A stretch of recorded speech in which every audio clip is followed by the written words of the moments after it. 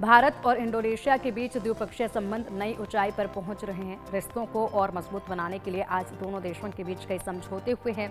दोनों ने रक्षा, विनिर्माण और आपूर्ति श्रृंखला के क्षेत्रों में संयुक्त रूप से काम करने पर सहमति जताई है।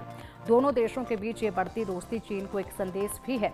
बता दें कि इंडोनेशिया के राष्ट्रपति प्रबोवो सुबियांतो गणतंत्र दिवस पर भारत के मेहमान हैं। आज प्रधानमंत्री नरेंद्र मोदी ने उनकी मेजबानी की और उनके साथ बातचीत भी की। भारत की 3 दिवसीय यात्रा पर आए सुबियांतो रविवार को कर्तव्य पथ पर गणतंत्र दिवस समारोह में मुख्य अतिथि होंगे। मोदी ने इंडोनेशिया को 10 देशों के आसियान ब्लॉक के साथ साथ इंडो पैसिफिक में भारत का महत्वपूर्ण साझेदार बताया और कहा कि दोनों देश इस क्षेत्र में नियम आधारित व्यवस्था के लिए प्रतिबद्ध है। इंडो पैसिफिक क्षेत्र में चीन की बढ़ती सैन्य ताकत पर बढ़ती वैश्विक चिंताओं के बीच मोदी ने कहा कि हम सहमत हैं कि नौवहन की स्वतंत्रता अंतर्राष्ट्रीय कानून के अनुरूप सुनिश्चित की जानी चाहिए। हमने अपने द्विपक्षीय संबंधों के विभिन्न पहलुओं पर व्यापक चर्चा की। पीएम मोदी ने कहा कि भारत और इंडोनेशिया रक्षा, विनिर्माण और आपूर्ति श्रृंखलाओं पर संयुक्त रूप से काम करने के लिए सहमत हुए हैं।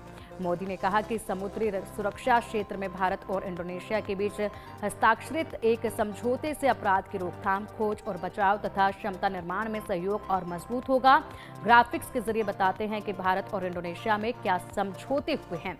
और इसी के साथ fintech, AI, internet of things, समुद्री सुरक्षा, साइबर सुरक्षा, आतंकवाद विरोधी सहयोग, कट्टरपंथ विरोधी सहयोग, चीन को घेरने की तैयारी, ये तमाम जो हैं विषयों पर बात हुई।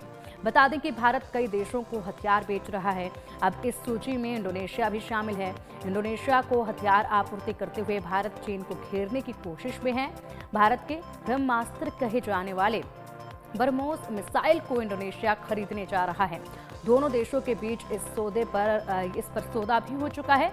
दरअसल हिंद प्रशांत क्षेत्र में चीन का दबदबा कम करने के लिए भारत अपने पड़ोसी मुल्कों के साथ संबंध बेहतर बनाने में लगा है।